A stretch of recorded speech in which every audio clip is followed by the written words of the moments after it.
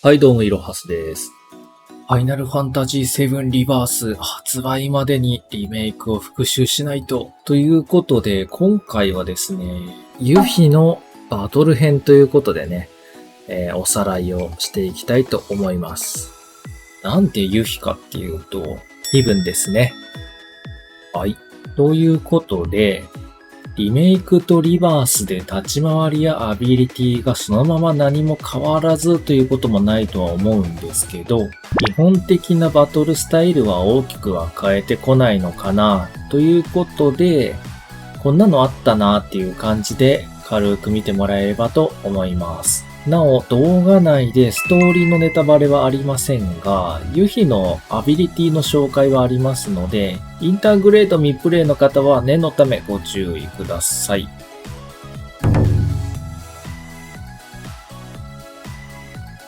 はい。まずは、ユフィのアビリティについてどんなのがあったか振り返ってみたいと思います。リメイクのアビリティもリバースでおそらく一部は残って、もしくは一部はなくなってという感じにもなりそうですよね。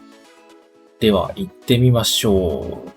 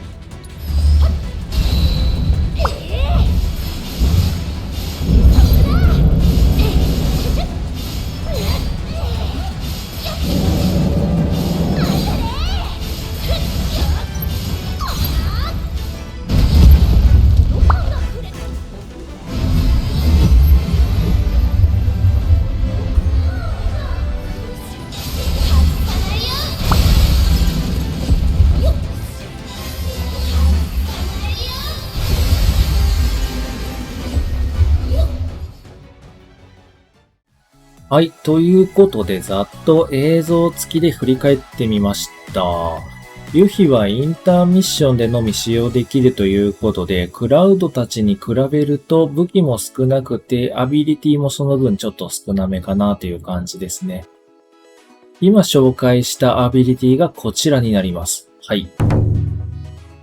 固有アビリティの手裏剣投げ、風林火山、つむじ風、忍術変化、雲隠れ、邪気退散。こんな感じになってますね。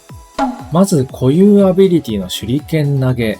まあこれがユフィの最大の特徴でもあるアビリティになりますね。こちらはリバースのトレーラーの戦闘シーンの中でも確認できているので、引き続き使えることは確定と言えそうです。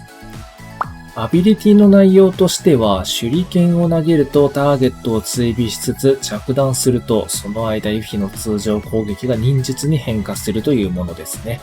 もう一回こういうコマンド、回収を押すか、一定時間経過するまではずっとこの状態解除されないので、移動やね、回避しながら、好きなタイミングで遠距離攻撃の忍術が打ちまくれるという使い勝手の良さが特徴になってます。むしろね、ユフィのメインウェポンと言っても過言ではないですよね。ちなみに投げた手裏剣は効果時間中はね、ずっと敵に張り付いてダメージを与え続けててくれるんですよね。回収を押すとユフィが手裏剣を取りに行くような動作となっていて、その時にね、攻撃もぶち込むことができます。はい、次が風林火山。これはですね、ユフィが初期から使えるアビリティになっていまして、近接技のね、連続攻撃となっています。効果として使った後の攻撃力を上げてくれるといったものですね。インターミッションではソノンと連携することでさらにアビリティが強化されてね、高火力技の一つになっていて、バーストに入ったらね、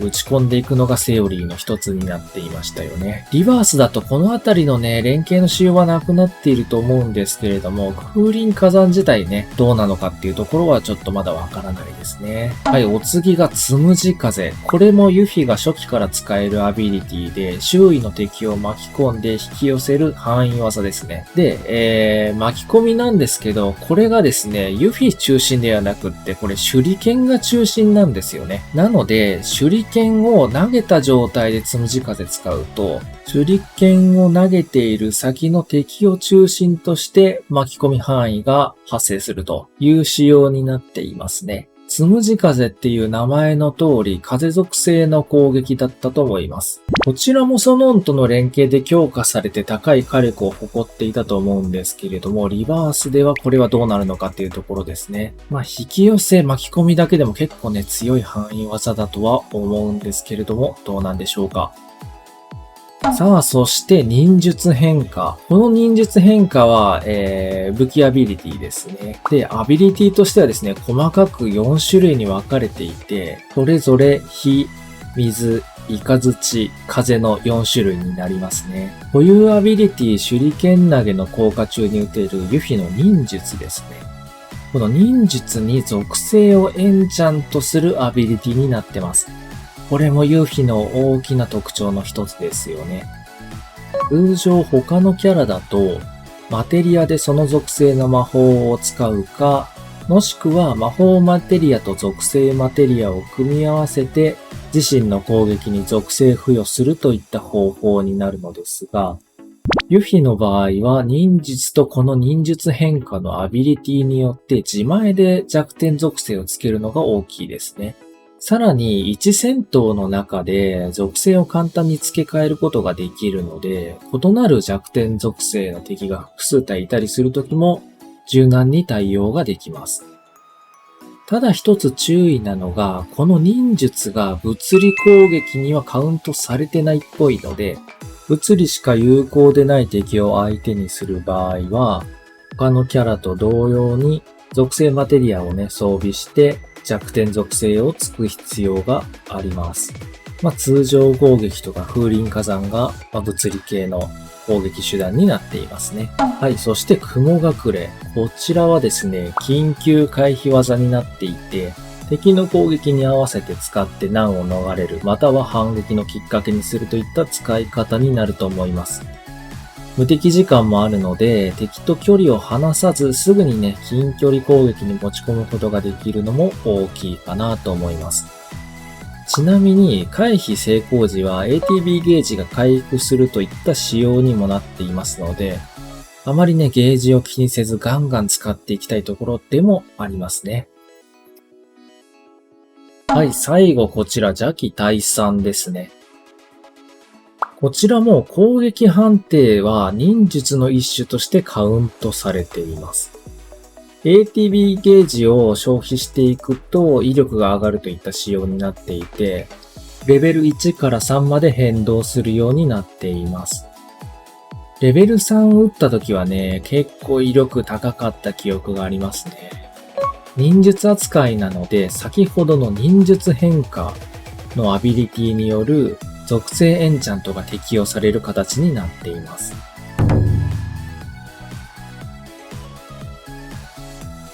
はい、ざっとアビリティのおさらいをしてきましたけれども、やはりね、ユフィのバトルスタイルのメインはこの忍術と言っても過言ではないですよね。通常攻撃とか風林火山といった近距離物理攻撃はもちろんですが、遠距離の忍術とね、属性エンチャントによる弱点攻撃が自在に使えるのはユフィならではですね。エアリスなんかも遠距離アビリティ中心のキャラですけれども、高威力にするにはためがあったりとかですね、どうしてもその場を一定時間動けなかったりとかあるんですけれども、ユフィの場合は小刻みに忍術打ちながら他の行動も織り交ぜて戦うことができるのがかなり大きいと思いますね。さらに引き寄せとか無敵回避とかといったアビリティをうまいタイミングでこう挟み込んでいけばいくほどテクニカル性が増して面白いキャラになっていますよね。何より使っていて楽しいです。リバースでは基本路線は変わらず、他のキャラともね、バランスを取りながらっていう感じで調整されていくとは思います。物理のクラウドや魔法のエアリスには単発アビリティの火力では劣るかもしれないけれども、その自在さと手数を活かしてね、練習すればするほど強くなれる、そんなキャラになってほしいかなと思います。個人的にもね、好きなキャラですし、スタメンの一人として使っていきたいなぁとも思っているので、楽しみですね。忍術変化も、リバースではもしかしたらね、属性が追加される可能性もありますよね。リメイクではまだね、原作にあった第一マテリアとかが出てきてませんので、例えばね、土属性、追加とかね、そういうのもあるかもしれません。ちなみに、インターグレードでは、ユフィのリミット技は血祭り。これオリジナル版の FF7 だと、レベル2のリミット技だったかなが、実装されていましたけれども、リバースだとね、何が追加されるのか、こちらも楽しみですね。はい。ということで、ユフィのね、アビリティとかバトルスタイルについて簡単におさらいをしてみました。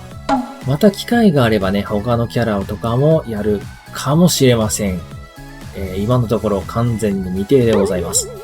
リバースのね、新情報、皆さん楽しみに待っていましょう。ではでは、ご視聴ありがとうございました。いろはすでした。